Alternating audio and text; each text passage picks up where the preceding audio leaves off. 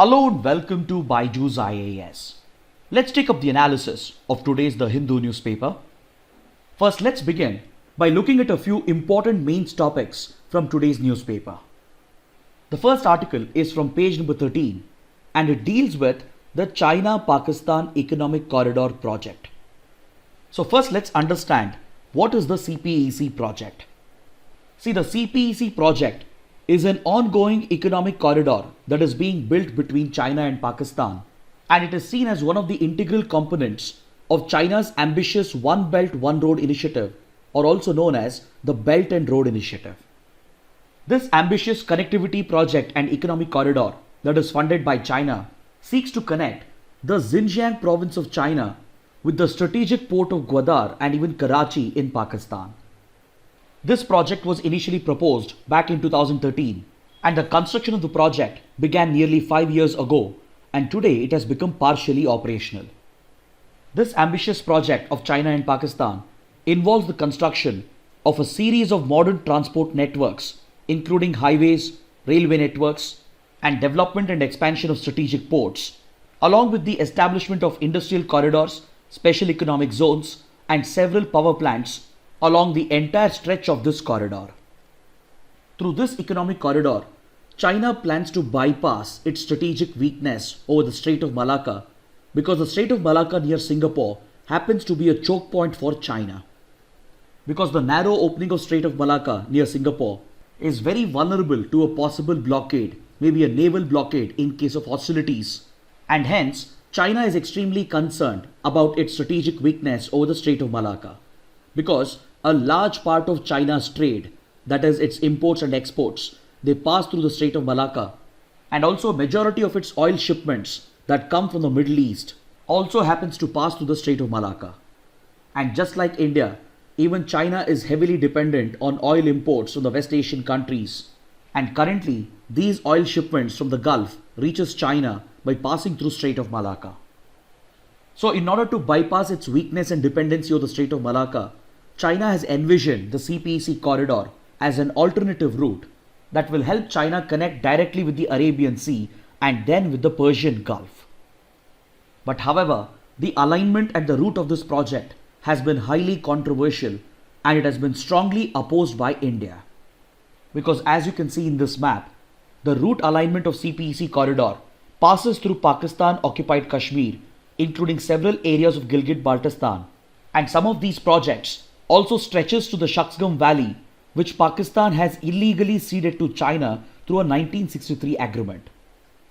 So for India, the route and alignment of the CPEC project violates its sovereignty and its territorial claims, as India considers the entire J&K region to be an integral part of its territory that is currently under the illegal occupation of Pakistan.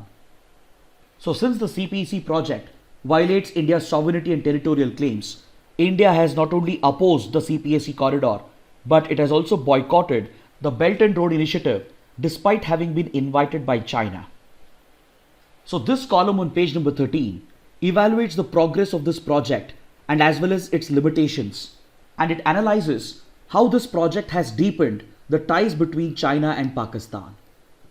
See, recently, officials from both China and Pakistan, they held a review meeting to mark the 5-year anniversary of the beginning of the construction of this project. So the joint working group of China and Pakistan or the CPEC project, they met recently and carried out a thorough review of this project. During this review, both the sides have appreciated the progress that the project has made despite the hurdles and the challenges created by the COVID-19 pandemic. As we discussed, several sections of the project has already been made operational, including a few roads, railway networks, a few power plants, and as well as a few industrial corridors. But however, some of the developments at the review meeting clearly brings out the limitations of this project as well. See, ever since this ambitious project was conceived by China and Pakistan, it has invited a lot of extreme criticism and as well as a lot of extreme praise. Proponents of this project in China and Pakistan, they have always labeled the CPEC corridor as a panacea or a game changer for the Pakistani economy, which has been under a lot of stress and has been facing a lot of challenges of late. But contrary to these high expectations, the limitations of China-Pakistan economic partnership has become very evident at the latest review meet. Because during the review meeting, the Pakistani side was expecting more concessional loans and funding in order to provide for cheap capital for financing the project. But contrary to these expectations of Pakistan, China on the other hand has expressed concerns about the slowdown in the Pakistani economy, and it has sought additional guarantees from Pakistan before sanctioning any new loans, considering the weak financial position of the Pakistani economy. So this concern being expressed by China highlights the economic limitations of the project, and it may not be the panacea or game changer for Pakistan's economy that the proponents were hoping for. When the project was initially conceived, China had proposed an ambitious $62 billion investment in the project. But now, after realizing the economic crisis that Pakistan is going through, China might cut down on some of these investments, and some of the grand projects that were initially proposed may not materialize.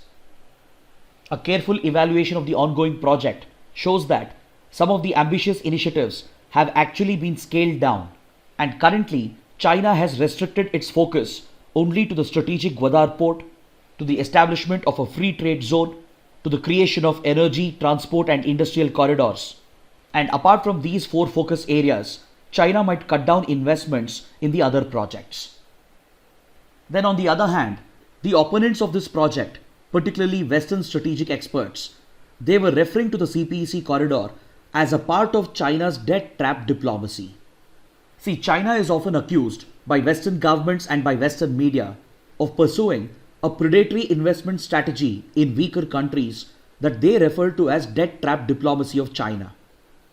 According to Western strategic experts, under the debt trap diplomacy of China, China deliberately picks out economically and commercially unviable projects that are of strategic value in weaker nations, and under the disguise of providing cheap concessional funding, it pushes these weak economies into a debt burden.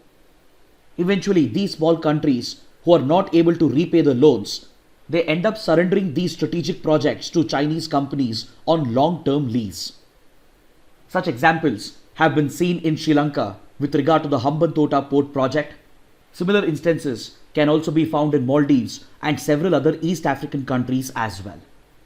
And Western experts and Western governments, they refer to this predatory investment strategy of China as its debt trap diplomacy.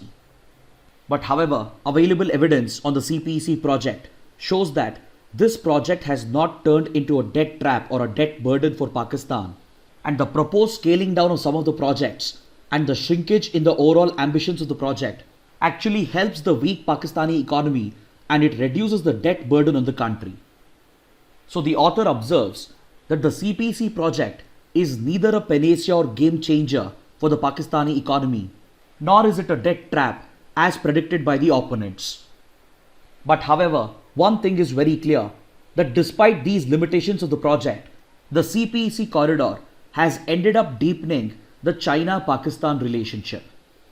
It's a well-known fact that China and Pakistan, they already share an all-weather friendship, and they share a very close military and strategic relationship, and they have even successfully formed a joint nexus against India, which they perceive as a common threat.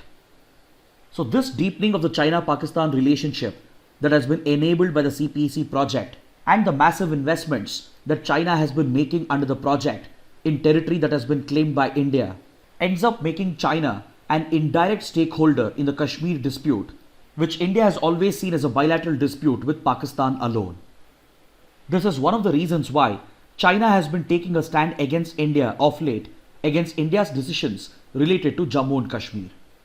Be it the revocation of special status of J&K under Article 370 or the reorganization of the state into two union territories, China has taken a stand against India, and especially at the UN, China has even given diplomatic support to Pakistan to raise the Kashmir issue.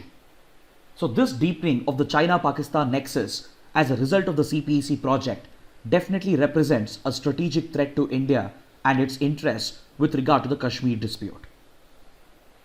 Now let's take up the next article. LET leader Zakir Rahman Lakwi has been arrested by Pakistan ahead of the upcoming FATF meet. So first let's understand what is the FATF. See, FATF stands for Financial Action Task Force. It is basically an intergovernmental body that was established by the G7 in 1989. When this organization was set up, its primary objective was to combat money laundering. But after the 9/11 attacks, a secondary objective was added to the FATF, which was to counter terror financing as well. Because the 9/11 attacks clearly established the links between money laundering, organized crime, and terrorism. So, combating money laundering and tackling organized crime is essential to countering terrorism and to combating terror financing as well.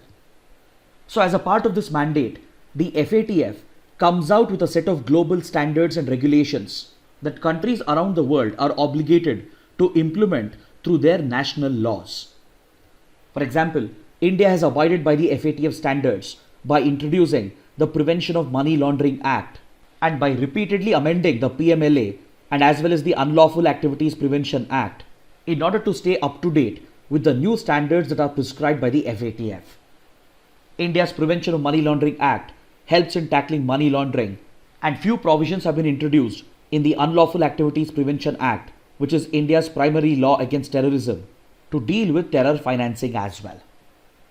So, to check whether countries are abiding by these standards and regulations, the FATF has been empowered to conduct a periodic review of these national laws and enforcement standards in all the countries.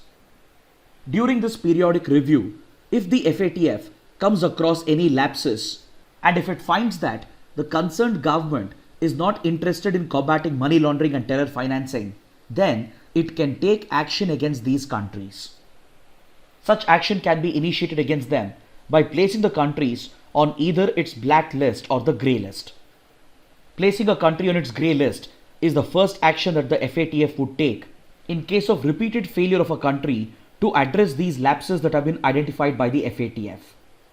So those countries which are seen as a safe haven for supporting terrorist organizations and for sponsoring money laundering and terror financing, they are placed on the FATF grey list, and this basically serves as a warning to that country.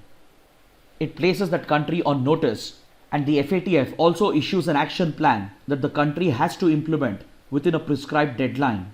And even then, if these lapses are not addressed, then the FATF can take a decision to blacklist that country. Once a country is placed on its blacklist, it means that the country has become non-cooperative when it comes to tackling terror financing and money laundering. Currently, countries such as Iran and North Korea, they have been blacklisted by the FATF. If a country is blacklisted by the FATF, then there are going to be severe economic consequences. Because those countries that are blacklisted by the FATF, they will face economic sanctions from global financial institutions such as the IMF, the World Bank, the Asian Development Bank, etc. And they no longer will be able to get funding and loans from these institutions, and as well as from other donor countries as well. These economic sanctions will severely restrict the ability of the country to trade with the rest of the world, and it will obligate the governments and the companies around the world to boycott that particular country. This in turn would be followed by a downgrade of its credit rating by the credit rating agencies, and this would directly affect the inflow of capital into that country. So as the blacklisted country's international trade becomes restricted, and as the capital inflows and investments are also curbed, it places severe economic stress on that country. Currently, Pakistan is facing the possibility of being blacklisted by the FATF because it has already been grey listed since June 2018. In fact, previously Pakistan was placed under the same category between 2012 and 2015 as well. The FATF has repeatedly found that Pakistan is not serious when it comes to countering money laundering and tackling terror financing. And with the initiative of countries like India and the US, the FATF had decided to grey list Pakistan in 2018. During periodic reviews, the FATF had found out that Pakistan has not brought its anti-terror laws and anti-money laundering laws in line with the FATF standards, and it was not implementing UN Resolution 2462 that sought to criminalize terrorist financing. Then Pakistan is also obligated to act against terrorists who have been designated as global terrorists by the UNSC 1267 Sanctions Committee. The 1267 Sanctions Committee of the UN Security Council is also known as the Al-Qaeda or Taliban Sanctions Committee. And those individuals who have been designated as global terrorists by the Sanctions Committee, their funds will have to be frozen and they will have to face strict prosecution. But contrary to this mandate of the FATF and the UN, Pakistan has always adopted a relaxed approach while dealing with globally designated terrorists such as Masood Azhar, who is the founder of Jaish-e-Mohammed, and even Hafiz Saeed, who is the founder of Lashkar-e-Taiba. But since the country was grey-listed by FATF, it has come under a lot of pressure, and in order to avoid being blacklisted, it has started taking limited action against these terrorists. That too, only in the run-up to upcoming FATF meetings. In many cases, it has been noticed that even though Pakistan arrests some of these terrorists, it releases them after a few years or few months and allows them to procure bail even though this is prohibited by the FATF. Because as per FATF and as per the regulations of the 1267 Sanctions Committee, globally designated terrorists cannot access funds. They cannot have any access to financing. And even when it comes to their prosecution, they haven't been charged under serious terrorism related offences. And this makes it very clear that Pakistan's action against these terrorists is only half-hearted and it is only driven by its fear of being blacklisted by the FATF. The very fact that 146 terrorists who have been banned by the UN Security Council are Pakistani citizens shows how the Pakistani state has tolerated money laundering and terror financing in the country. See, after being grey-listed by the FATF, Pakistan was given a 27-point action plan which it was supposed to implement within a given deadline. As of now, it has implemented only 21 of these action plans, and there are still 6 targets of the FATF that are currently outstanding. And Pakistan has repeatedly missed these deadlines as well, and the FATF has been considerate enough to provide repeated extensions as well. So in the upcoming FATF meet, the Asia Pacific Joint Group is expected to review Pakistan's performance with regard to the implementation of the 27-point action plan, and there is a very real possibility of Pakistan being blacklisted by the FATF. So just to prove to the FATF and the global community that Pakistan is serious about tackling terrorism and terror financing, it has arrested Zaki-ur-Rahman Lakvi, who is the chief conspirator of the 26/11 Mumbai attacks, and he is one of the top terrorists of the Lashkar-e-Taiba. After the Mumbai attacks, Pakistan had refused initially to arrest Zaki-ur-Rahman Lakvi despite repeated pressure exerted by India. Then finally, after India presented enough evidence to show his involvement, the US and the European countries placed a lot of diplomatic pressure on Pakistan, and under this pressure, Pakistan had arrested Zaki-ur-Rahman Lakvi, but only for a short period. Within a few years, he managed to procure bail even though he was a globally designated terrorist. But now, Pakistan has again arrested Zaki-ur-Rahman Lakvi just ahead of the upcoming FATF summit, and this raises serious questions over the timing of his arrest. Hence, India has raised doubts over Pakistan's seriousness in combating terrorism and money laundering, and it has drawn a parallel with the arrest of Hafiz Saeed and his prosecution last year in 2019. Last year, when Pakistan was facing a similar possibility of being blacklisted by the FATF, it arrested Hafiz Saeed and later he was convicted as well.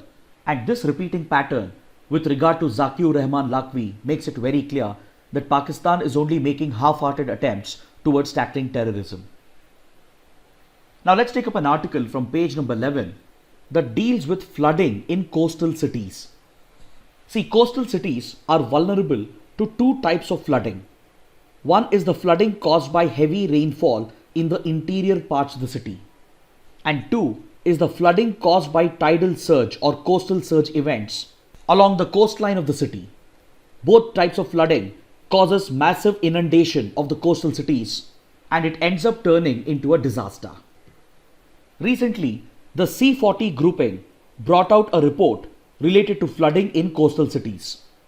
See, C40 is basically a climate leadership group of the local governments of around 96 cities from around the world. This grouping is working together to tackle the impact of climate change and global warming on important cities of the world. In its 2018 report, it had been pointed out that by 2050, 570 low-lying coastal cities of the world would be highly vulnerable to flooding events caused by rising sea levels and by heavy rainfall and extreme weather events, which is a direct outcome of climate change and global warming. So even coastal cities in India would become highly vulnerable to coastal surge and urban flooding as a result of increase in extreme weather events and rising sea levels.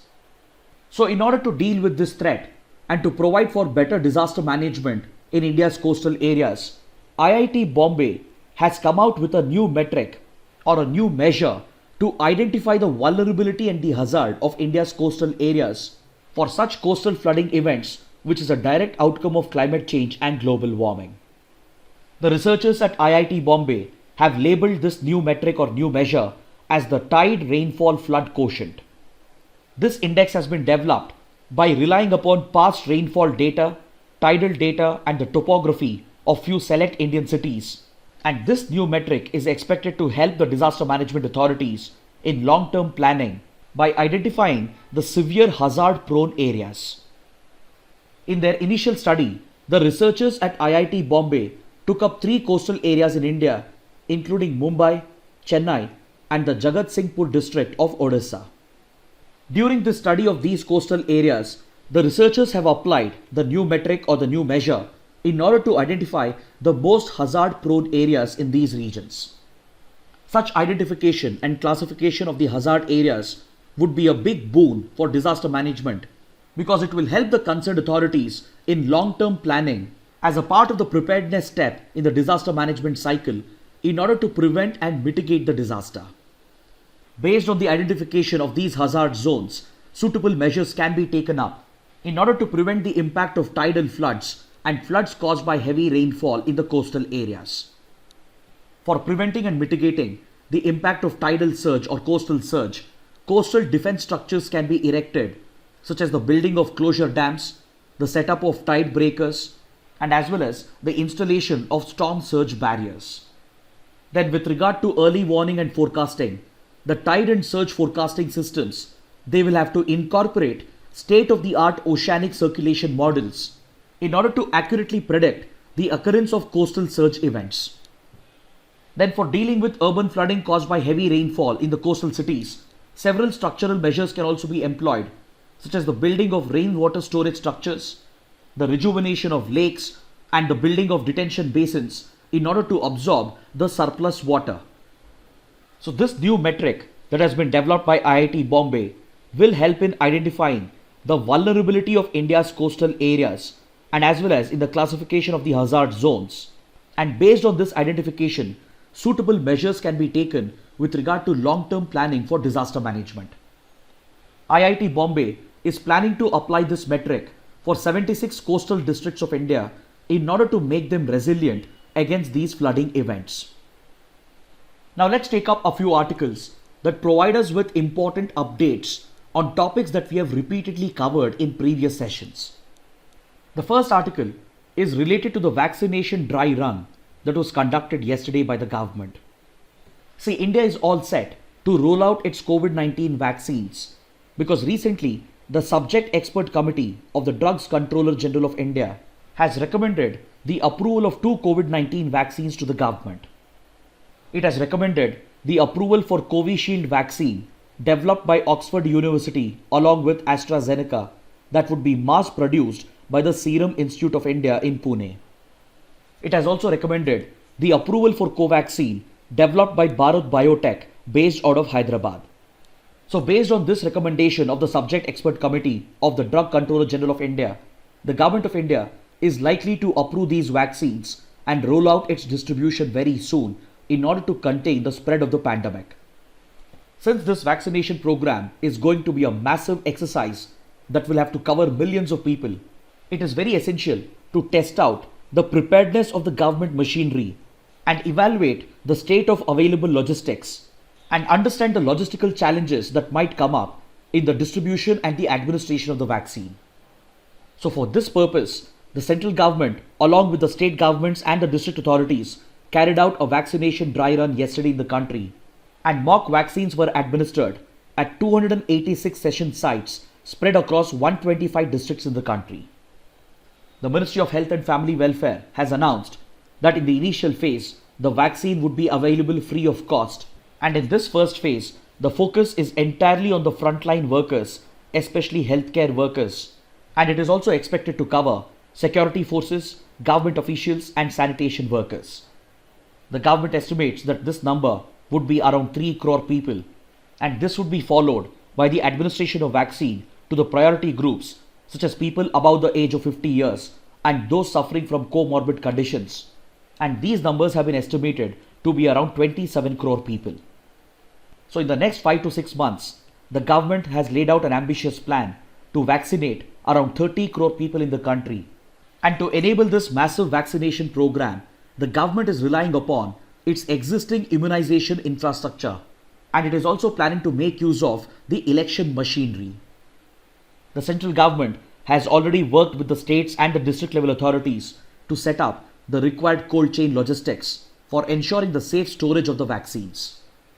It has also brought out a digital platform known as CoWIN, which will act as a centralized database that will help the government to track the progress of the vaccination program. Next, we have an article related to Iran's nuclear weapons program on page number 9. According to this article, Iran has informed the global nuclear watchdog, the International Atomic Energy Agency or the IAEA, that it intends to produce uranium enrichment up to 20% purity. This plan of Iran to enrich its uranium to 20% purity levels is in violation of the 2015 Vienna Accord, also known as the Joint Comprehensive Plan of Action or the Iran Nuclear Deal. Under the Iran Nuclear Deal that was worked out between the P5+1 countries that included Germany and the European Union with Iran, had obligated Iran to enrich uranium only up to 3.67% with a maximum threshold of 4.5%. For the past 5 years, Iran had abided by these obligations, and this had helped reduce tensions between US and Iran. But in 2018, Donald Trump unilaterally withdrew the United States from the Joint Comprehensive Plan of Action, and he reimposed sanctions against Iran. Following this, tensions between the two countries had increased, and both the countries have been even waging a covert war against each other. Similarly, between Iran and Israel as well, tensions have increased because of their covert wars. And since Iran has also felt that its economy is being crippled because of the American sanctions, it has threatened to violate or breach the provisions of the Vienna Accord and enrich uranium up to 20% purity levels, which is just one step away from weapons-grade uranium. Now let's take up a few important prelims-related topics from today's newspaper. First, we have an article on page number 1 that makes a reference to D-voters in the state of Assam. See, D-voters stands for doubtful voter or a dubious voter. This term is often used in the context of the NRC exercise in Assam, and it basically refers to a category of voters in the state who have been disenfranchised by the government because they do not have proper citizenship credentials. See, we have discussed repeatedly that Assam has been severely affected by a huge influx of refugees and illegal migrants from neighboring Bangladesh. So those who do not have proper citizenship credentials, they have been listed as D-voters on the voter list by the Election Commission, and this practice was adopted during the preparation of electoral rolls in 1997. Those who have been listed as D-voters, they are barred from contesting elections, they cannot cast their votes, and they are not even issued the electoral photo identity card. And those who have been declared as D-voters, their status and their future will be determined by special tribunals known as the foreigner tribunals that have been set up under the Foreigners Act. Next, on page number 2, we have an article related to the National Gallery of Modern Art. See, the NGMA is a premier art gallery in the country that is administered through the Ministry of Culture. It was established in 1954 in New Delhi, and it also has branches in Mumbai and Bangalore. This gallery is responsible for collecting important pieces of modern art that represents the cultural ethos of the country, and it showcases the changing art forms in the modern world. It is primarily focused on visual and plastic arts such as painting, images, sculptures, etc. And its mandate is to collect the artworks that have been brought out in the last 150 years, especially starting from 1857. Today, the NGMA has built up a significant collection of modern art in the country, and it includes the artworks of several celebrated artists such as Thomas Daniel, Raja Ravi Verma, Abanindranath Tagore, Rabindranath Tagore, Amrita Shergill, etc. Next, on page number 6, we have an article related to the historic Ramatirtham temple in Andhra Pradesh. See, Ramatirtham is located in the Vizianagaram district of Andhra Pradesh, and it's a very popular pilgrimage and ancient historical site that dates back to the 3rd century BC. This pilgrimage center has linkages to Hinduism, Jainism and Buddhism. In Hindu mythology, it is believed that Ramatirtham and the temple located over here has connections with Lord Sri Ram, and you can also find the ruins of Buddhist and Jain structures to be present. Archaeological excavations have revealed the presence of a 3rd century Buddhist monastery and even the presence of rock-cut caves with images of Jain Tirthankaras on the walls of these caves. Next, on page number 8, we have an article related to the Deepor Beel Ramsar site in Assam. See, Deepor Beel is basically a wetland located to the southwest of Guwahati, and it is essentially a permanent freshwater lake that is located in one of the former channels of the Brahmaputra river. This wetland has been designated as a Ramsar site and a wetland of international importance under the provisions of the Ramsar Convention because of its ecological importance and its unique biodiversity. This wetland is known to be an important habitat for several birds, especially threatened species of birds, and hence BirdLife International, which is a global NGO working towards conservation of birds, has declared the Deepor Beel Ramsar site as an important bird area.